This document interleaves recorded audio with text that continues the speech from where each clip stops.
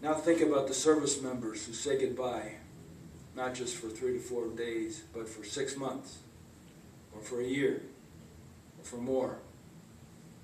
And then when they return, these warriors may never be the same. Some return as wounded warriors, like my friend Greg Gadsden. Greg was an Army football player, played linebacker for us in the late 80s. As a lieutenant colonel, he was in Afghanistan, and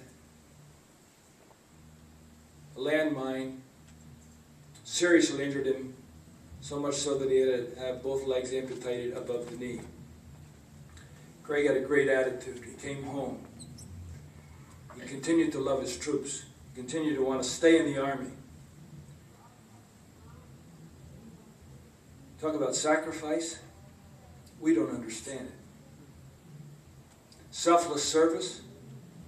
It's written all over these young people who go in harm's way because they represent their country, because they try to do those things to preserve our values and our freedom. Greg's heroic attitude became quite well known in 2007. A teammate was assistant coach of the New York Giants and asked Greg to come before one of the games to talk to the team. The Giants had had a lousy start. Greg talked to them about camaraderie, teamwork, sacrifice. The team responded. They were fired up, and they won game after game after game. When they played for the divisional title up in Green Bay, a lieutenant colonel in a wheelchair was wheeled out to be the honorary captain for the New York Giants. And after they won the Super Bowl, Greg got a Super Bowl ring.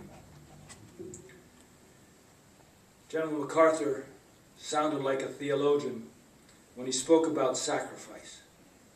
The old soldier left these profound words with the Corps of Cadets. Quote, "The soldier, above all men, is required to practice the greatest act of religious training, sacrifice.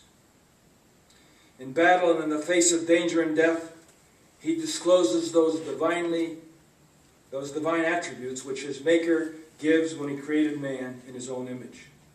No physical courage and no brute instinct can take the place of the divine help which alone can sustain him. However horrible the incidents of war may be, the soldier who is called upon to offer and to give his life for his country is the noblest development of mankind." Concluding his speech that day at West Point, General MacArthur said this: "The long gray line has never failed us.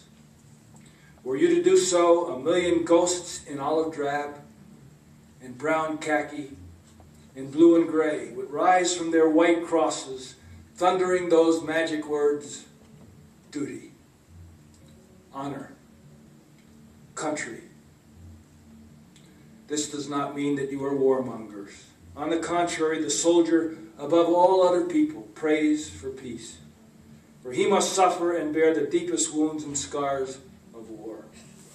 But always in our ears rings the ominous words of Plato, that wisest of all philosophers: only the dead have seen the end of war." End of quote. End of my comment.